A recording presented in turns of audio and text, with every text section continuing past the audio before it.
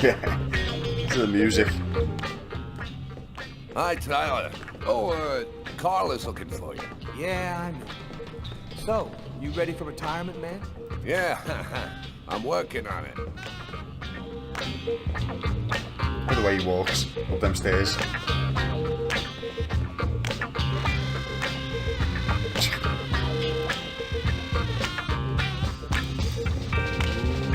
Let it crawl. So we've got to get past that dude who his controls, who he owes $100 to.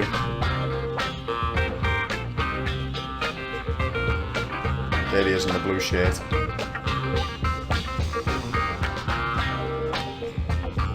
Hey, Tyler. Nope, what do he you got know? us. Just the guy I was looking for. Oh, shit. You remember that $100 I loaned you about 6 months ago? I'd really like for you to get that back to me as soon as possible. Like maybe now, for example? Jeffrey, I'm gonna be honest with you, man. I got no more money. I gave it all to charity in an effort to make the world a better place for you and for me. That's real funny, Tyler. Now give me my $100 before I get really pissed.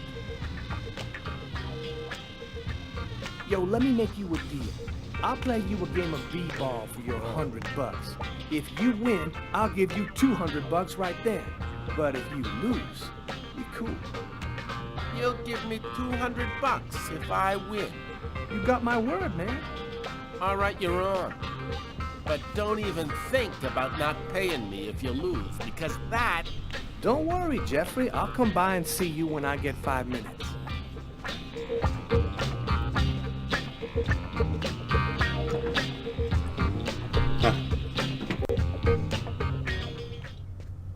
The waitress hasn't come in yet? She won't be long.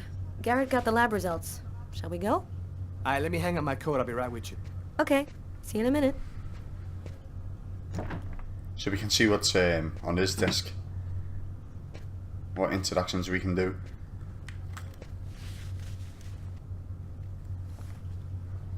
Conveniently placed monitor. Now that clock said 2 minutes past 9 before, so either it stopped or he's time travelled.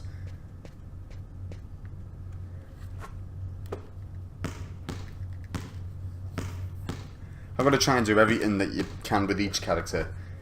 Give more, more personality. As much as I can. Nope, can't go that way.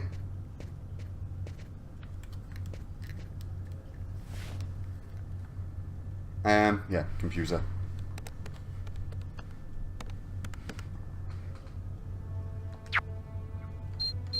Pleasure. Penis penis enlargement.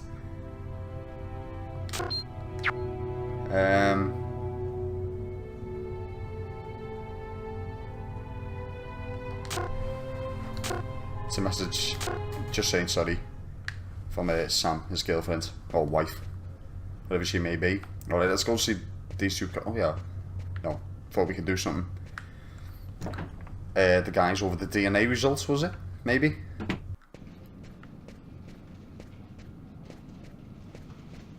Let's not make eye contact with this dude. So, what do you want to start with? What about the pool of blood in the stall? You're not going to believe this. The blood wasn't from the victim. It was from the killer. What was he doing bleeding in the stall? I have absolutely no idea. Did you find anything on the coffee cup? The only prints we found belonged to the waitress. That's impossible, man. That cup was half empty. Somebody must have drank it. Were there any prints on the book that was under the table? Yep, and they matched the ones on the fork and the glass. So it was definitely his book. It looked like a fairly old book. Maybe we can get some more stuff out of it. Tell me about the blood found in the killer's booth. As strange as it might sound, that blood didn't come from the victim. It was the killer's? So it would seem. He was wounded? What did you find on the knife? Got some good prints off it. They matched those found on the fork and glass at the suspect's table. So, the murderer was definitely at that table. Anything on the blade? I'm getting to that. We definitely had blood from the victim, but the weird thing is we also found blood from the killer. So, what do you think about all that? I don't have any explanation for the blood in the stall. The victim could have wounded the killer during a struggle, but it doesn't make sense that it would be in the stall. It's as though the killer wounded himself. Hey, why not? You get clumsy fools in every other profession. Why not killers? That's kind of a flimsy explanation, Garrett. To each his own, Carla. I do the testing, you figure out the reason why. Thanks for your help, Garrett. See you later. So, what do we do now? You go take care of the composite. I'm gonna go check with the coroner and see if he got anything from the body. Okay. Catch you later. When Marcus and I were kids, we were inseparable. He's the one who took care of me after our parents died. We kind of grew apart after he became a priest. But he's still the only person I really trust. The only one who might believe that I had nothing to do with all this mess.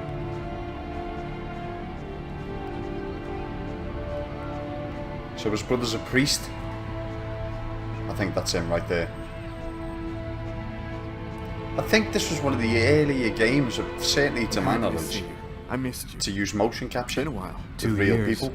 So tell me what's happened, Lucas. I've killed a man, Marcus. It happened at a restaurant last night. It's like I was possessed, in a sort of trance, like I was a puppet on a string. I saw what I was doing, but I was powerless to stop it.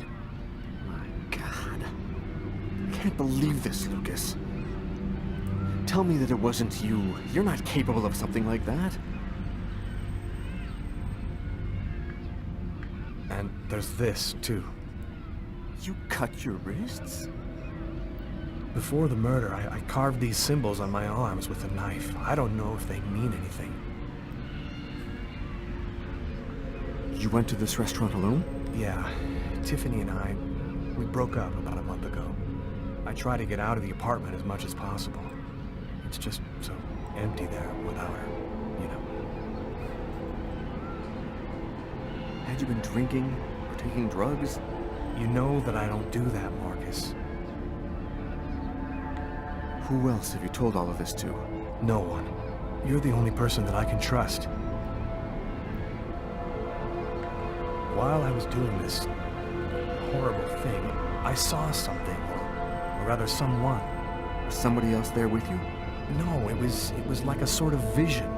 I saw a man in the middle of hundreds of candles, and there was this little girl. You saw a little girl? She seemed alone, lost. She asked me to help her. What happened to me, Marcus? What am I supposed to do now? You know me better than anyone, Marcus. Help me. Listen, Lucas, I'm a bit lost here. This whole story is just so bizarre. It might be better. Maybe you should go and tell your story to the police, Lucas. Turn yourself in before they find you. Do you really think the police are gonna believe a story like that? They'll throw me in prison for the rest of my life, and I'll never find out what really happened. I am a priest, Lucas. The fact that you have taken a life is a very serious matter. I told you that it wasn't me, Marcus. All these years and nothing's changed. You still never listen to me. Lucas, don't ask me to make a choice between my faith and my brother. I'm not a murderer, Marcus. You're the only person I can trust. I'm just asking you to believe me. Very well. I'll do whatever I can for you, but I can't do anything that goes against my beliefs. Look, I need to get some answers. I'll call you. Here. You need this more than I do. Marcus, you know that I don't believe in all that.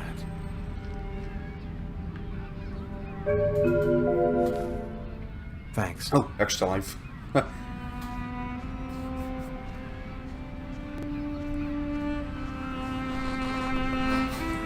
So we don't know why them two fell out. Unless the parents died 2 years ago, maybe? Oh, something's happening.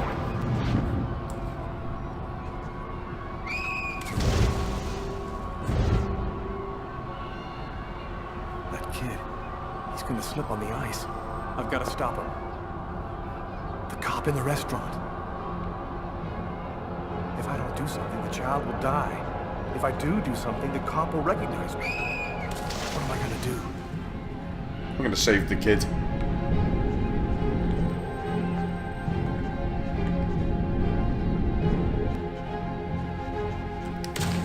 That's how you run. Keep hold of the X. Oh. There he is. He's lost consciousness. I'm sure that other cop with him Gotta go back up was the one who knocked on our door, unless they're just using the same character model. And up we go. That must be really cold.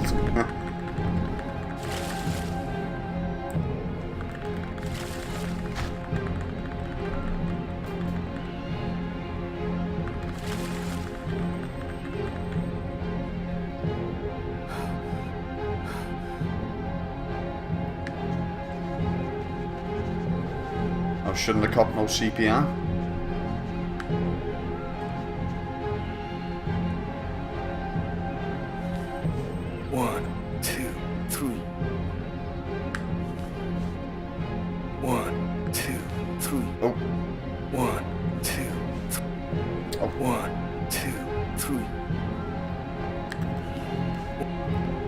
Failed. 2, 3.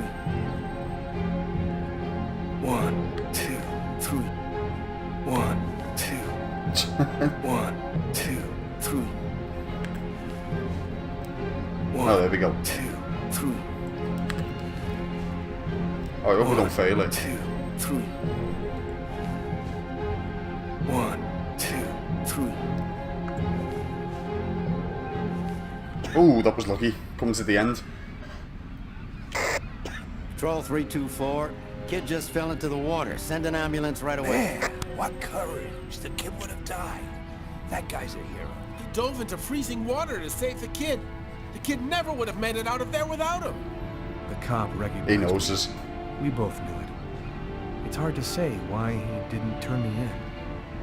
Maybe he decided I was even. I had taken a life and given one back. Nothing really changed for me. I was still wanted for murder by the police. But when I left that park, I knew I could look myself in the mirror again without cringing. Alright guys, join me in the next part.